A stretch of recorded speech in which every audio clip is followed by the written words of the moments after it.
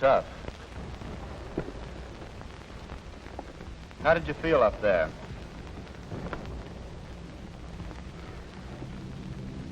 I don't know. All mixed up in my head. I just sort of lost control. You say you've never been like this before? Never before. Smoke? Bill Brown's anxiety reaction is fairly severe and is characterized by tremor and manifestations of panic.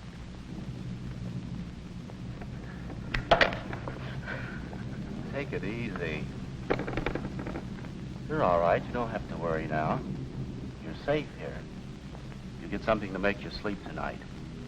Then tomorrow you'll go back to another hospital for a while and get a good rest. Kelly? Yes, sir? Bill Brown has had it tough, but with time and care, his basically sound personality will reassert itself. In a second case, the anxiety symptoms are milder. Tell me, soldier, what's your trouble? Well, sir, up on the line, we got into pretty heavy shelling. A couple of my men were killed. Then another shell came in, broke my rifle. Picked me up and threw me off a ways. Yes. Go ahead.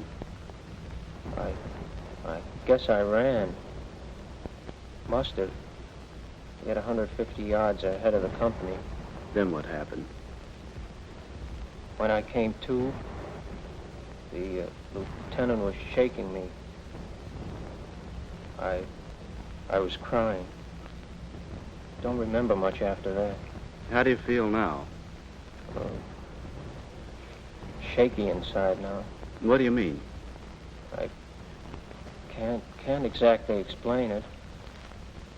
Feel it more inside than I do outside. A kind of boiling feeling. How long have you been in combat? 9 months now, sir. Have you been wounded? Once. How did you feel after you were wounded? Before I was wounded, I wasn't jumpy. After that, I was very jumpy. Guess I haven't got it anymore. The way I used to. You've had a common experience. Nothing to worry about. Your nerves are on edge. You're frightened. We'll see that you get a chance to clean up, get some hot chow and rest. Here, reassurance is essential. The patient must understand that his case is not unusual and that it is nothing to be ashamed of. He's told that he will recover soon and completely. That's all. Thank you, sir. In the division area, the patient rests and relaxes under the supervision of experienced medical personnel. Here, sleep and plentiful regular meals exercise their beneficial effect. Relaxation and a return to normal social relationships promote a general sense of well-being. After a few days, the patient is interviewed again. Let's see. You've been here 3 days now. How do you feel? Pretty good. I've calmed down a little bit. Feel a little bit better. I had a fairly good sleep last night. Have any medicine to make you sleep? No, sir. Slept well without it? Yes, sir. How do you feel about going back to your unit again? Think you could do a job? Well, sir, I think I can. Good. You'll be ready for that in 4 or 5 days. I'm sending you to our retraining unit. We'll get some marches, exercise, and work out with your equipment. Sound okay? Yes, sir. What you've had was like a safety valve, a way of letting off steam. Everybody has it. Anything else? No, sir. Those patients that show a speedy and definite improvement are moved to an adjacent area. Here they receive a short course of exercise and combat training. Then they're ready to rejoin their units in the field. About 40% of all combat neuropsychiatric casualties were returned to full duty after short-term treatment near the front lines. But what of the remaining patients who are more seriously sick?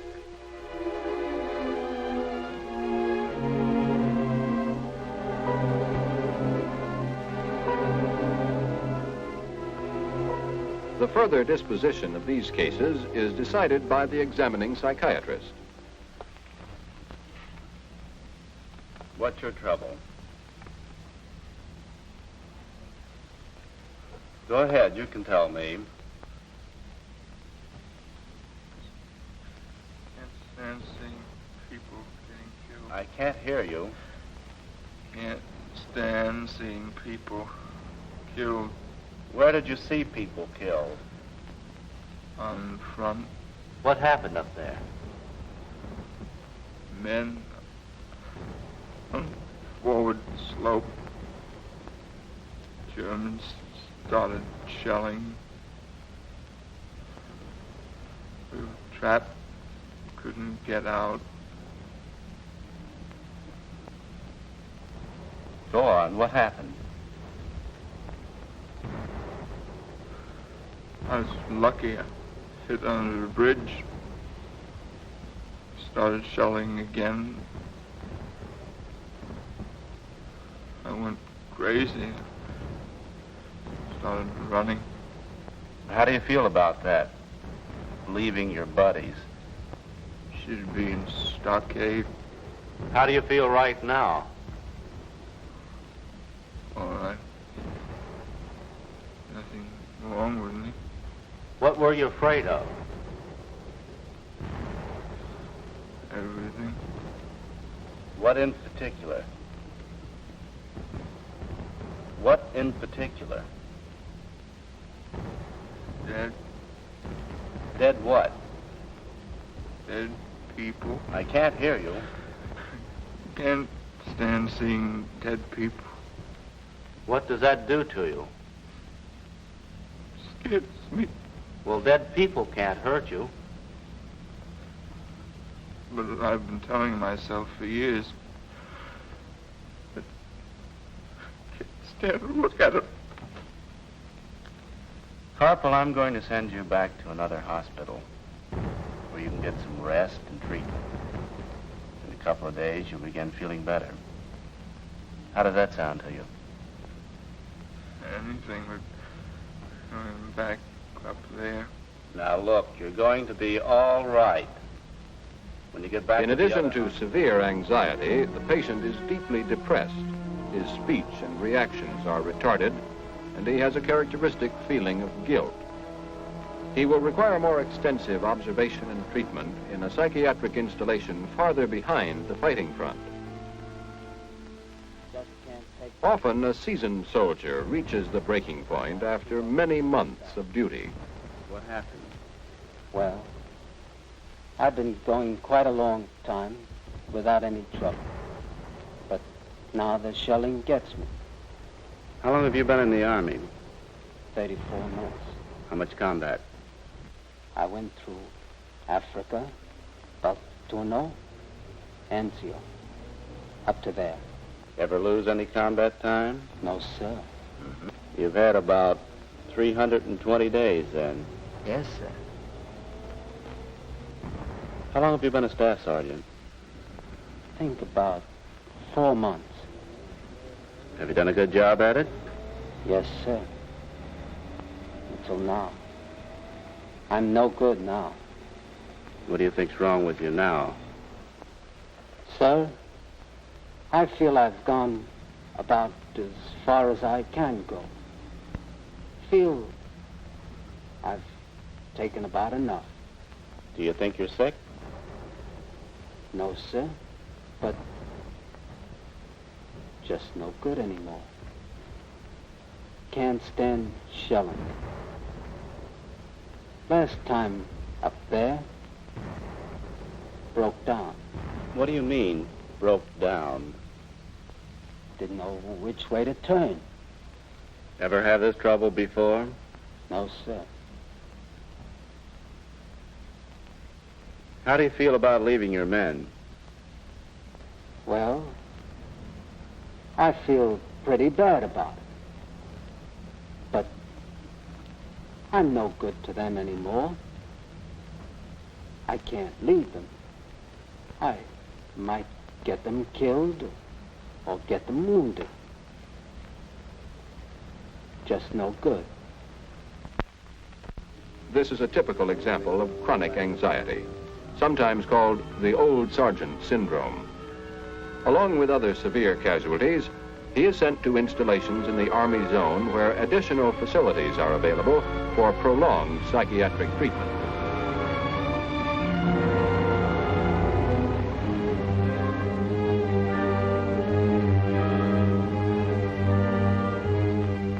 In the Army zone, a larger staff of psychiatrists is maintained to afford individual attention to each patient. The veteran sergeant is again interviewed. I've been overseas about 30 months. Just how did the shells affect you, Sergeant? Well, they affected me pretty bad. It seems I've gone as far as I can and cracked up. Well, how do you feel now? As long as I'm not under fire, okay. Sergeant, how do you think you'd work out on another job? Say a depot. Can you do that? I think so, sir. Reassignment is necessary for many of these cases. However, return to combat is often possible after further treatment. Here is Bill Brown after 3 weeks. Well, you've come around nicely, Bill. I thought you would. Well, I didn't. Oh, not for a time, anyway. By the way, you ever hear from any of the men in your old outfit? Well, no mail. But a couple of the fellas did stop in to see me. Bill, how was it seeing those fellas again? Did it make you feel that you wanted to get back with them? It's a tough question.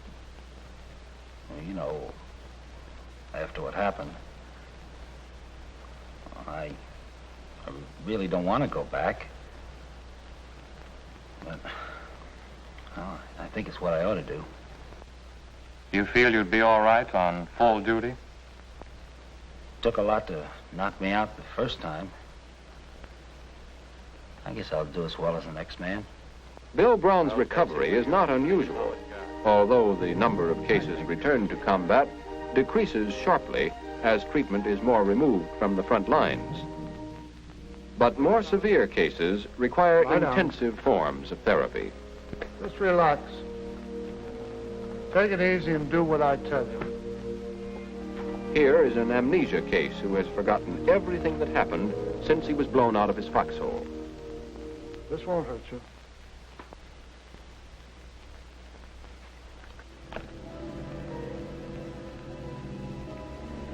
Count slowly now.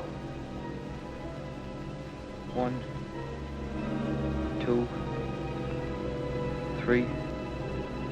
The injection of a sedative allows the patient to relive his battle experiences and, with the doctor's 32, help, go on. face them again. 33. 34. 34. Now, Alan, you're on the battlefield. The shells are coming in. What's that shell? Duck. Get in the hole. Shells are bursting all around. Where are you? Where are you? In the hole. My buddy's dead. What happens now? Take the ridge. And lose a lot of men in the company. The Germans surrendered. They throw their guns away, ask for cigarettes. They want to look at our knives, say, comrades. Comrades, hell. You shoot my best buddy. Watch the shells. Get me out of here. Tom. I'm here. What happened after you captured the rig?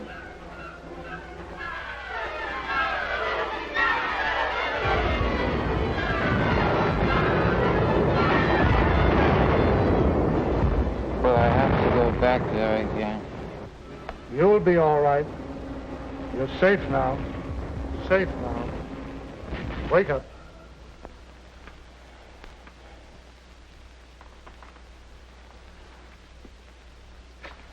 Wake up now. You were in a lot of trouble. You're better now. Shells didn't hurt you. This You're in a treatment, hospital. when employed Nothing to early, be afraid of. reduces the danger of chronic neurosis. Although not a magic cure-all, it often produces dramatic results with the acute neuroses resulting from the stress of battle. Let's see, Corporal. The retarded patient, in later interviews, is still depressed and anxious, but his depression and feelings of guilt have lifted enough so that he is better able to respond to the interviewer. What sort of a person were you as a child? Wasn't sick much. Had a inferiority complex pretty bad. Just what do you mean? Well, when I was a child, I didn't think I was as good as anybody else. Did you go in for sports and play with other children? Oh, no, sir. I was in trouble. I couldn't make any friends. How did you react as a child to dead people? Oh, I couldn't look at them. How did they make you feel? I couldn't stand anything bad. Did you ever get into a fight? Oh, no, sir. I never cared for fights. I saw a man killed once in a street fight. Head hit the curb. He just lay there. They covered him up. Oh, I was scared. Scared to tell my parents. Had nightmares about it for years. How old were you then? It was about 6. Did anything like that ever happen again? Not till I got into combat. What do you think is wrong with you? Oh, I don't know, sir. Everything seems kind of hopeless. Well, it's not as bad as you think. I've seen a lot of people with the same thing. It'll take time, but you're going to be all right. This patient will need extended treatment at a hospital in the communication zone, or if necessary, in the zone of interior. Thus, he completes the chain of evacuation which started in the combat area.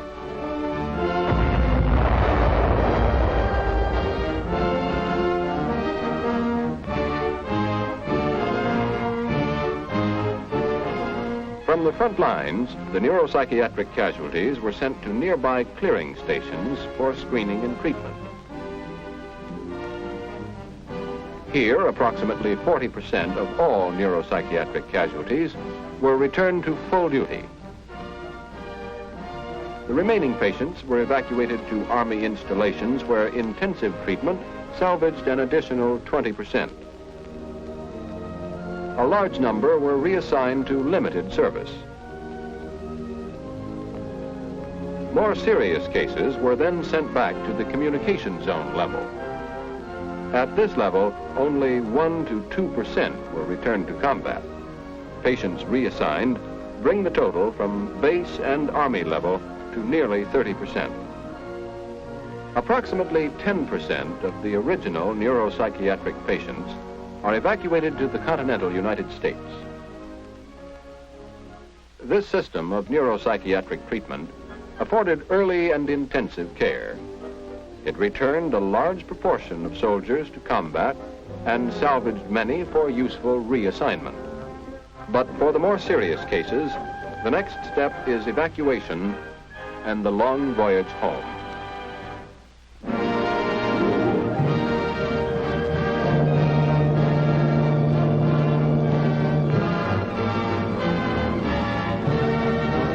Back home, the patients that don't need hospital care are sent to convalescent hospitals, where both combat and non-combat cases lead a normal barracks life under the supervision of specially trained personnel. The battalion commanders are medical officers. Severe cases, both combat and non-combat, are treated at the general hospitals, some of which are devoted exclusively to the care of neuropsychiatric patients. Here, all techniques of psychotherapy are employed.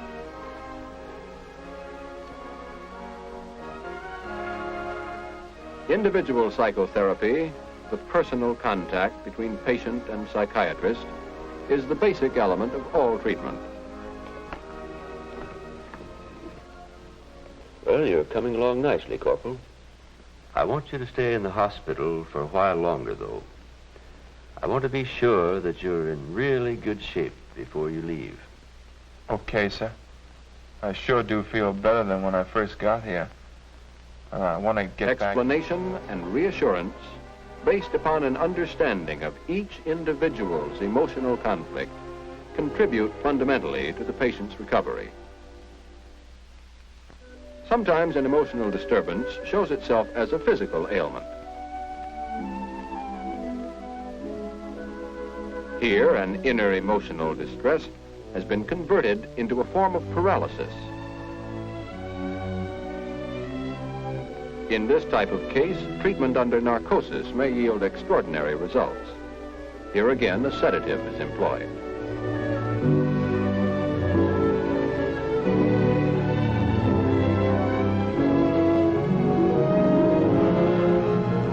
Under the influence of the drug, the patient's mind becomes more open and receptive. While the patient is in this highly approachable state, the doctor employs the power of suggestion to pave the road toward recovery.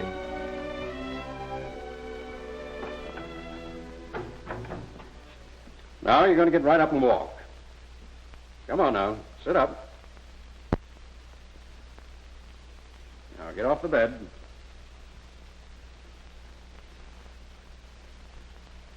Put your feet right down on the floor.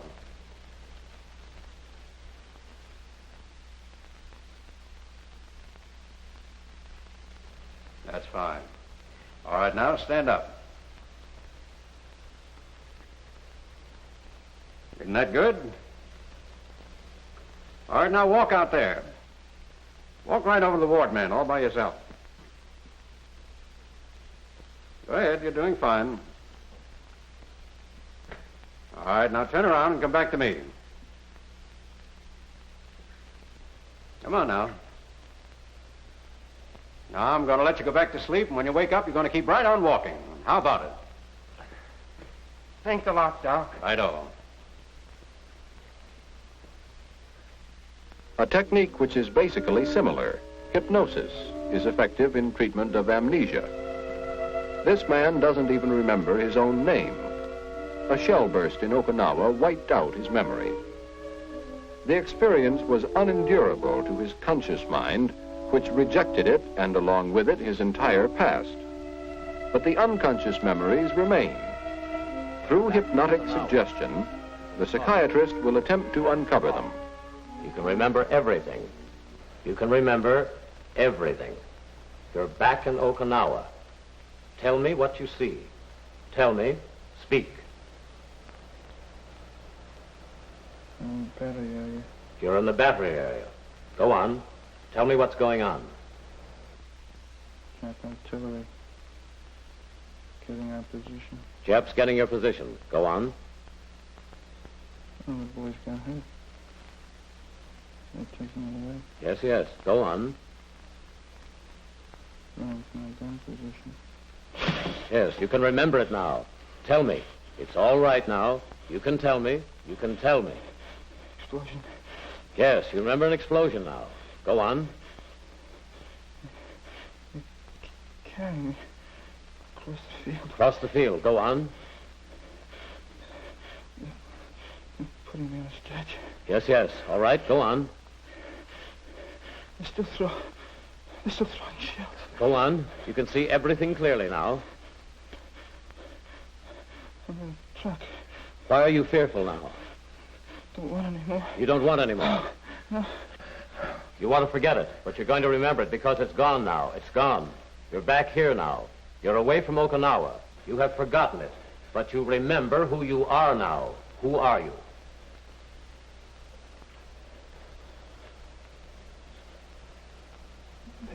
Bates. That's right. Full name now. Donald Bates. Donald Bates. That's right. Now your mother's name. Margaret. Father's name. Thomas. That's fine. You know who they all are now. All right. You're coming back with us now. But this is going to stay with you. You're going to remember it all. You're going to remember about Okinawa. You're going to remember about the shells and the bombs out there. But they won't hurt you now. You're at ease and relaxed. No fear, no anxiety. When I wake you, you'll be comfortable and relaxed. No aches, no pains, but you'll remember everything I've told you. All that you've remembered. Under the guidance of the psychiatrist, he is able to regard his experience in its true perspective as a thing of the past which no longer threatens his safety. You can wake now.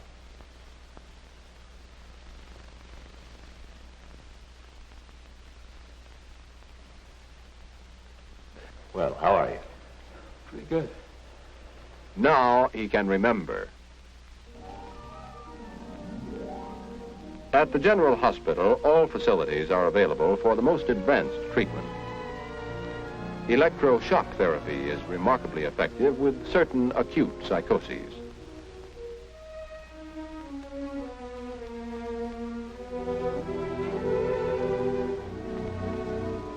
The continuous tub treatment is also an effective method of sedation for severely disturbed cases.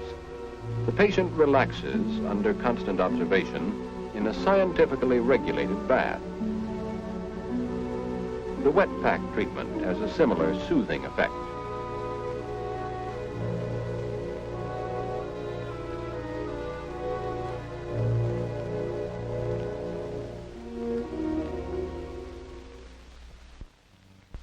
Individual treatment is supplemented by group activities.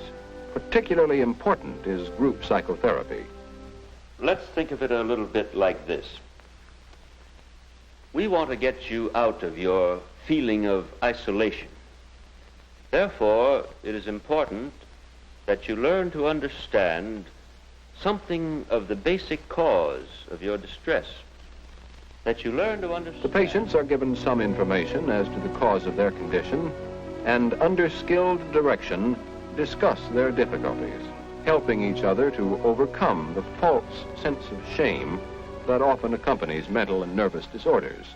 Your inner conflicts are, with variations, common to all men. Many of these conflicts start way back in early childhood. No doubt you men will find it easy to recall things that disturbed your feeling of security in childhood. Fears, hatreds, jealousies, and so on. Let's see if you can give some illustrations of this kind. If I did anything wrong that I was ashamed of, I was always ashamed to go and tell my parents what I'd done. Oh, that's about how I felt, too. I kept it to myself if I did anything wrong, and I know I used to be in a constant fear that my parents would find out what I was doing. Well, you both did about the same thing.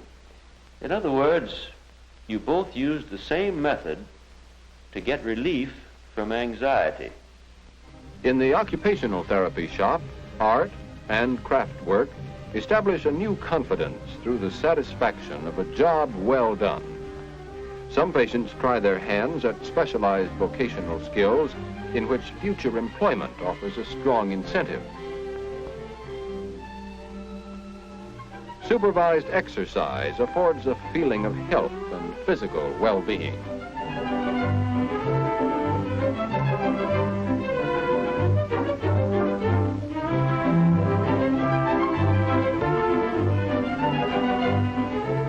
The give and take of competitive sports rebuilds confidence in badly shaken personalities.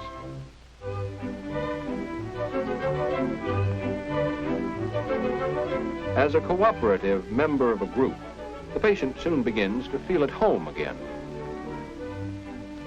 Entertainment and social activities are vital steps in the patient's readjustment to normalcy. And throughout, there is the continued individualized contact between doctor and patient. Oh, hello there. Come in. I was hoping you'd drop in. Sit down. Thank you, sir. I hear you're going to leave today. That's right. I just stopped by to see you before it was time to go. Good. I'm glad you did. How are you feeling? Glad to get away? Well, you know how it is. I've been waiting for this for a long time. This is a pretty big day in my life. Of course it is. I hate to see my prized patients leaving, but what can I do? Well, goodbye, and best of luck to you. So long, Captain. And thanks.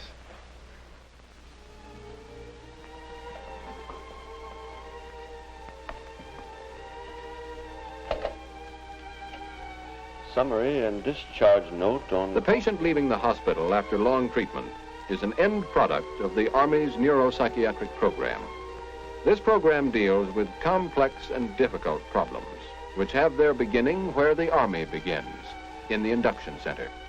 At this early stage, the first preventive step is taken to protect the individual as well as the Army. Careful screening assures that only the healthiest of our civilians enter the service. The preventive approach is implemented by an educational program in mental hygiene. Emphasis is placed on those facts which build and sustain the morale of Army personnel.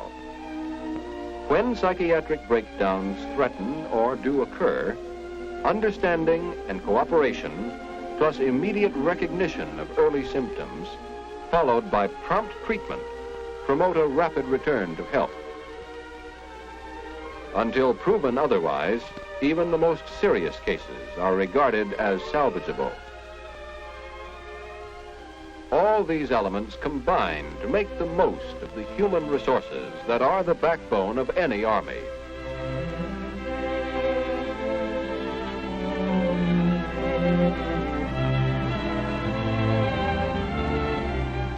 An army is no stronger than the population from which it is drawn.